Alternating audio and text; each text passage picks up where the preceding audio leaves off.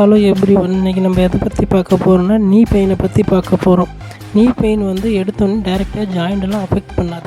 First எடுத்தோடனே மசிலில் தான் affect பண்ணும். நம்ம மசில் அஃபெக்ட் ஆகி அடுத்தது டெண்டான் மசில் எண்ட்டு பார்த்து அது அஃபெக்ட் ஆகும். அதுக்கப்புறம் வந்து லிகமெண்ட், அதுக்கப்புறம் தான் போன் வந்து அஃபெக்ட் ஆகும். இதுதான் வந்து நீ ஜாயிண்டோட எக்ஸ்ரே வியூ. நார்மல் 2 போனுக்கு இடையில் எவ்வளோ ஸ்பேஸ் இருக்கிறதுன்னு பாருங்கள். நார்மலில் வந்து 3 mm 4 mm வந்து நார்மலாக ஸ்பேஸ் இருக்கும்.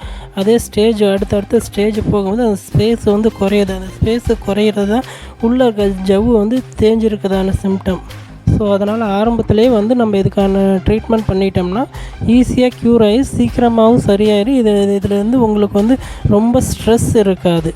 கிரேடு 1, 2 இருக்கும்போதே மெடிசன், ஃபிசியோதெரப்பி, எக்ஸசைஸ் இதிலே பண்ணால் கம்ப்ளீட்டாக க்யூர் பண்ணலாம். 3 வரும்போது கொஞ்சம் சிரமமாக இருக்கும். 4 வந்துருச்சுன்னா ஒன்லி வந்து சிம்டம் மேனேஜ்மெண்ட், ஃபைனல் சர்ஜரி மட்டும்தான். Okay, thank you.